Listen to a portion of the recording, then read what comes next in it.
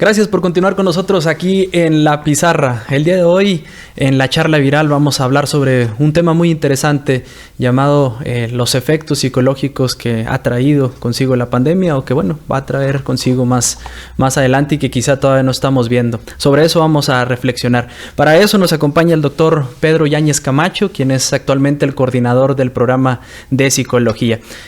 Para empezar esta conversación, antes saludo a mi compañero Abraham Flores, que se encuentra desde el Instituto de Ciencias Sociales y Administración. Hola Abraham, ¿dónde andas? ¿Cómo andas? Continuamos aquí en la Plaza Bicentenario del ICSA para continuar precisamente con esta charla viral del día de hoy, un tema que nos compete pues a todo el mundo, ¿verdad? Estamos en estos medios digitales y obviamente estamos dentro de una comunidad global que está siendo afectada el día de hoy por la pandemia. Por ello hemos invitado al doctor para que platiquemos poquito, doctor, acerca de las consecuencias que pueden existir dentro de la población a raíz de la pandemia, a raíz del confinamiento, a raíz de todas las situaciones que ha soltado o se han derivado de la pandemia. ¿Qué tipo de consecuencias o qué tipo de efectos puede sufrir la población debido a la pandemia? Gracias, Abraham. Gracias, Noé, por la presentación. Es un gusto estar con ustedes y dialogar un poquito sobre estos temas pues que nos conciernen y que nos han afectado bastante. Pero también ahorita, más adelantito, si gustan, podemos hablar sobre un poco sobre algunas opciones que podríamos tener para contrarrestar estos síntomas de los que vamos a plantear. ¿Qué es lo que está sucediendo? Bueno, pues como ya lo planteaste, ya llevamos más de 10 meses en un estado de contingencia, en un estado de problema sanitario, justo donde hemos tenido que adentrarnos a un confinamiento y a una modalidad que ha cambiado todos nuestros usos y costumbres en los últimos meses, que ha cambiado nuestras formas de vivir la vida y que ha cambiado sobre todo la simpatía ante la vida que disfrutábamos y ahora lo que disfrutar. Entonces, sí, pues es bastante. Hay toda una condición emergente en cuanto a lo psicológico y a lo fisiológico también. Pues recordemos que pues nuestro cuerpo está diseñado para tener un equilibrio entre lo mental, lo emocional, lo físico, lo social también. En ese sentido, pues al minimizar nuestra actividad física, al pedirnos que no salgamos y que no tengamos esta actividad social, pues obviamente se queda desfasado. La actividad mental se acelera, pero la actividad fisiológica se minimiza, y esto ocasiona una serie de síntomas que ahorita vamos a platicarlo y que pues tenemos que enfrentarlos justamente con la esperanza de volver a condicionarnos de la forma en la que estábamos antes. Entonces, pues más o menos eso estamos viviendo, una actividad mental y cognitiva muy alta y una actividad física muy corta, y esto desequilibra nuestro... Doctor, ¿considera usted que hay algún grupo en particular que pudiera ser más vulnerable? Yo recuerdo que al inicio, por ejemplo, existía mucha preocupación por las personas que padecen de alguna adicción o por el mismo encierro, ¿no?, en las familias. ¿Hay algún grupo en particular que usted considere que sea más vulnerable todavía ante esta situación? En este momento, Noé, todos los grupos son vulnerables. Okay. ¿Sí? Obviamente hay unos más que otros, pero en este momento todos son vulnerables. O sea, vemos afectaciones tanto en niños y niñas, adolescentes, adultos en temprana edad, jóvenes. Vemos afectaciones en adultos de mediana edad y adultos tardíos. Obviamente, el abordaje para tratar de las sintomatologías, pues sí, ya es diferente de acuerdo a las condiciones, ¿sí? Y ahorita trataste un tema muy importante sobre, por ejemplo, a las personas consumidoras de sustancias. Pues obviamente también se acrecenta su sintomatología, pero no solo eso, sino personas que no fueron o que no tienen un problema de consumo de sustancias, es probable que comiencen también a manifestar cierto grado de consumo de sustancias derivado de esta ansiedad que se manifiesta por estas situaciones. ¿Cuáles son los síntomas que realmente se están manifestando en la población general? Pues justamente hay muchos estudios ahorita ya, en el momento de la pandemia, en cuanto inició, se comenzaron a hacer diversos estudios en diversas universidades a nivel internacional, a nivel nacional y a nivel local. Aquí también en la UACJ tenemos varios estudios que hablan sobre la sintomatología relacionada con el COVID, con la pandemia. Entonces, nos indican los mismos síntomas en la mayoría de los resultados de estas investigaciones, y también la evolución de los síntomas. Por ejemplo, en los primeros 3 meses, en la esperanza de que todo terminara rápido, los síntomas eran diferentes, eran tristeza, era enojo y era hartazgo. Ya quiero salir de esto porque estábamos en marzo, si recuerdan, ya quiero que en julio esto vaya a terminar y me incorporo a mis funciones. Pues no fue así. Entonces teníamos tristeza, enojo y hartazgo, y luego, después de los 4 o 5 meses, empezamos a descubrir sintomatología más severa, depresión y ansiedad en particular. ¿Sí? Entonces viene esta sintomatología depresiva con una tristeza más profunda, con un cansancio corporal, con una fatiga fuerte de querer continuar con estas funciones en línea y todo esto. Por ejemplo, ahorita que preguntaba sobre un grupo, pues uno de los grupos más afectados son los estudiantes, desde nivel primario hasta universidades, quienes tienen que ajustarse y tratar de cumplir con las condiciones académicas de una universidad o de una escuela de esta forma, y que es complicadísimo. Entonces cambian los síntomas y viene, te decía, el estrés, la ansiedad y la depresión, y luego van evolucionando también hacia la agresividad, hacia la violencia intrafamiliar, hacia la indolencia y no entender al otro, no ser empáticos en las situaciones. Y pues no se diga, me voy a adelantar un poquito, conforme va avanzando y vamos viendo que hay muchos decesos y que varios de esos decesos y esas muertes son familiares nuestros, amigos nuestros, conocidos nuestros, pues está después esta parte del duelo, que un duelo vivido en medio de una contingencia como esta es muy diferente a un duelo en un periodo regular. Entonces, básicamente ese es el panorama de síntomas que vamos teniendo hoy. Ahora bien, doctor, hablando de grupos en concreto, bueno, voy a plantear una doble pregunta. Esta situación de la pandemia vino a afectar más a los grupos o a las personas que ya padecían un cuadro de ansiedad, un cuadro de depresión. Esta situación vino a agravar estos casos, ¿verdad?, complicados. Y la segunda pregunta, ¿qué tanto habrá aumentado, por lo menos en nuestra región? ¿Qué tanto ha subió el caso de depresión y de ansiedad a raíz de la pandemia? Claro, esa es una excelente pregunta, porque como dices tú, tiene dos vertientes. La parte médica, biológica, en donde obviamente tenemos la información científica de que el virus afecta todavía más y entra en un estado de riesgo una persona con diabetes, hipertensión, obesidad, pero también en la parte psicológica, todas estas personas que ya estaban diagnosticadas o que ya estaban teniendo síntomas de depresión y de ansiedad antes de la pandemia, pues obviamente se agravan en estas condiciones, ¿no? Y eso nos pone en un reto muy importante, porque quienes estaban atendiéndolos, pues ahora resulta que no pueden atenderlos de manera presencial y tienen que configurar su estilo de atención y de servicio médico psicológico a un estado de línea en donde no es para nada lo mismo, donde las condiciones son muy diferentes, no se puede realizar los mismos ejercicios psicoterapéuticos, etcétera, pero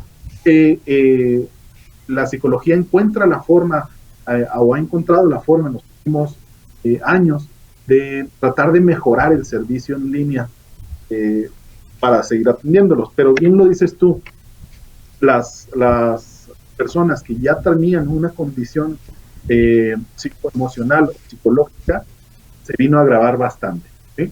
Entonces, esto da pie también a mencionar que todo, realmente, la mayoría de los países, y México no se quedó atrás en su servicio de salud mental, pues abrió una serie de líneas de atención en crisis, una serie de servicios psicológicos desde las universidades, desde las dependencias de gobierno, para tratar de atender las 24 horas a quien lo necesite, independientemente del proceso que ya haya llevado antes de la pandemia.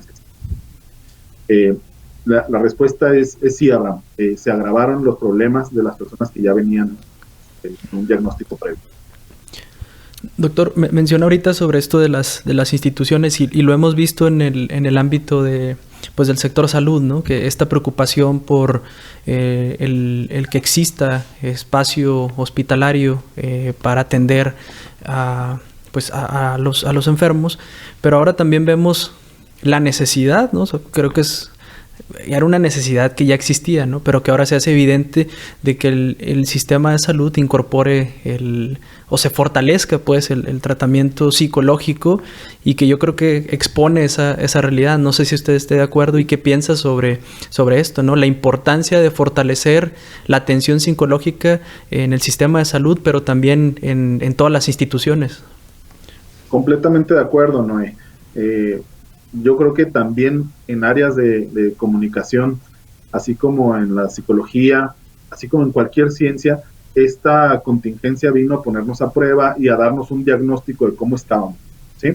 Y la psicología obviamente recibió unas muy buenas sacudidas para entender que el servicio psicológico, las regulaciones de psicología, pues pudimos encontrar dónde estaban nuestras áreas de oportunidad, o hemos podido ver poco a poco. Y realmente, sí, podemos encontrar un Instituto Mexicano del Seguro Social con muchas deficiencias en cuestiones de atención psicológica, podemos encontrar una institucionalización, cualquiera que me menciones, pudimos ver las áreas de oportunidad que tenían. Y aquí, para hablar primeramente de mi casa, también nos dimos cuenta de los rezagos que teníamos en cuestiones de atención psicológica dentro de nuestra propia universidad y también obviamente aquí en la localidad.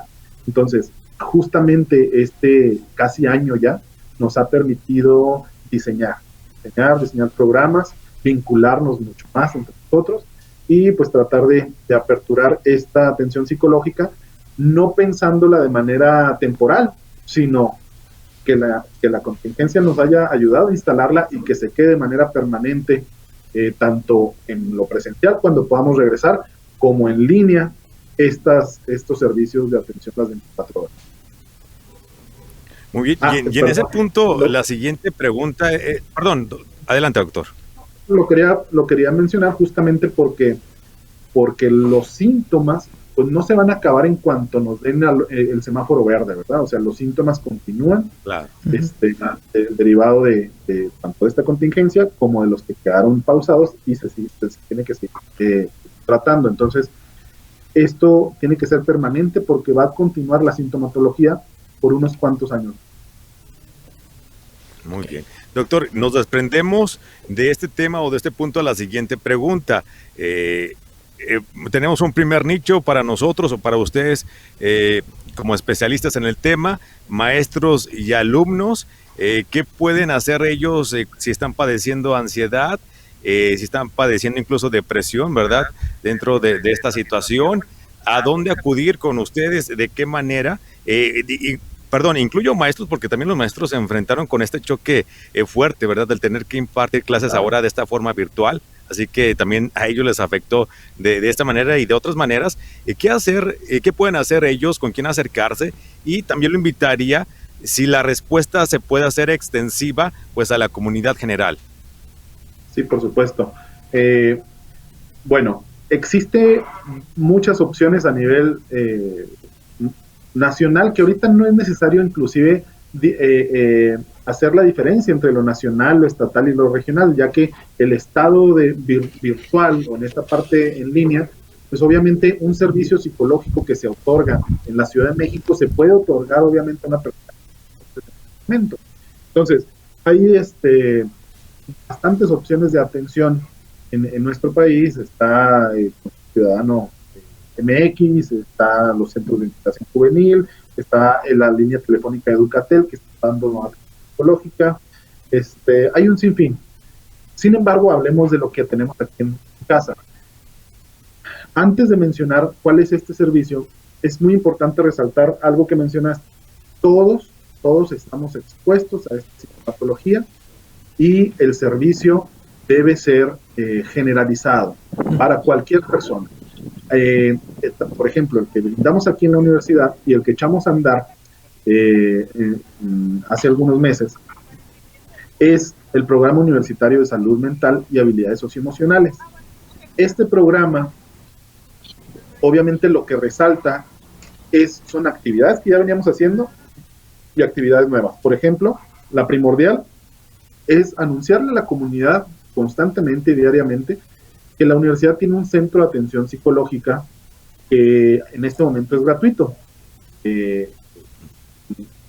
Cuando es presencial se cobra una cuota mínima de 50 pesos por consulta, pero en este momento es gratuito para toda la comunidad juarense. Bueno, para cualquier persona, inclusive de otra persona, de otro estado, de cualquier otra ciudad. ¿Qué hacemos ahí? Atención psicológica, simple y sencillamente. Hay 5 psicoterapeutas como empleados, pero también tenemos a todos los estudiantes de posgrado. Estamos hablando de gente que ya es psicóloga y que está estudiando maestría o doctorado en la Universidad Autónoma de Ciudad Juárez, y que todos ellos están a disposición también para atender de manera psicológica dentro del Centro de Atención del Centro de Atención Psicológica SURE. Esto quiere decir que tenemos alrededor de 40, entre 35 y 40 personas que están listas para atender. También hay algunos docentes que colaboran con esta misma función, atendiendo en línea todos los días en el centro de atención. Entonces, ¿a quién se atiende? A cualquier persona, hablando, sea docente, sea estudiante, sea familiar del estudiante, sea trabajador de la comunidad, estudiante de otra escuela, a quien lo solicite en este momento. Y para eso tenemos a cargo del centro a la maestra Ana Cecilia Gutiérrez de la Peña, quien está muy al pendiente del correo electrónico de SURE, así es, sure@uacj.mx, y lo que hace es estar canalizando con su equipo de trabajo las diferentes consultas. ¿Qué otras actividades tiene este Programa Universitario de Salud Mental y Habilidades Socioemocionales? Pues conferencias en línea. Todo el semestre pasado estuvimos todos los sábados al mediodía, dando una conferencia taller, vamos a llamarle conferencia taller, porque justamente ahí dábamos tips, opciones, ejercicios para reducir los síntomas de los que ya hablamos: ansiedad, estrés, hartazgo, ira, tristeza, depresión, etcétera, etcétera. Si bien las conferencias no suplen a una psicoterapia, bueno, es información generalizada que puede surgir, psicoeducación, y también ahí mismo se les invitaba a incorporarse a un proceso psicoterapéutico. Este programa, ya no sé si me estoy extendiendo mucho, este mismo programa Programa Universitario de Salud Mental también tiene una sorpresa académica, que es el diseño, los anuncio por aquí. Próximamente vamos a abrir la especialidad en Psicología Clínica y Salud Mental. Surge también de las ideas, de las propuestas que estamos esperando y diseñando toda la parte metodológica académica para que el próximo año ya esté funcionando nuestra primera especialidad en institutos especiales, que es la especialidad en Psicología Clínica y Salud Mental. Y así diferentes profesionistas o profesionales del área de psicología puedan especializarse todavía más, ya sea gente que esté en la comunidad o estudiantes egresados de la licenciatura que hagan su especialidad y tengan las herramientas para atender no solamente lo actual, sino las consecuencias en los próximos años que van a surgir de todo esto. Muy bien, doctor. Pues creo que entonces sería importante mencionarlo para para la audiencia, la universidad sigue brindando este servicio de atención psicológica a través del SURE y pueden escribir un correo a sure@uacj.mx. ¿Estoy en lo cierto? Así es. También existe una página de Facebook que es SURE, Centro de Atención Psicológica, y ahí mismo, ya sea en la primera página o en el inbox, captamos la información rápidamente de quien vaya solicitando un servicio. Excelente, pues ahí está un servicio que también ofrece la universidad a través de la coordinación o la licenciatura en psicología y bueno, este anuncio, ¿no?, sobre esta especialidad que pronto podremos ver aquí en la universidad y que estaremos compartiendo aquí a través de diferentes plataformas. Doctor Yáñez Camacho, muchísimas gracias por concedernos estos minutos, platicar de este tema muy interesante. Seguro que no será la última vez que lo busquemos para seguir hablando sobre esto y reflexionar, ¿no?, y ponerlo a disposición de la audiencia, un tema tan interesante y que nos debe invitar, como creo que usted lo ha dicho, a reflexionar y sobre todo llevar como un área también de oportunidad en el campo del conocimiento. Con mucho gusto, Noé. Gracias a ti también, Abraham. No me quisiera ir sin comentar algo sí, claro, último respecto a la contingencia. Recordemos que estamos entrando en un proceso de vacunación y este proceso de vacunación que nos da una luz de esperanza para poder pues salir de este problema en cierta medida, es importante que lo hagamos de manera tranquila y ordenada, y para eso pues habría que luchar contra toda esta situación que ahorita tenemos. Lo que les sugeriría, si ustedes me lo permiten, pues es obviamente estar siempre bien informados de manera oficial. Esto quiere decir que información que no es oficial y que podemos rescatarla todo el día del Facebook que estamos verificando, pues puede ser contraproducente en cuestiones de síntomas.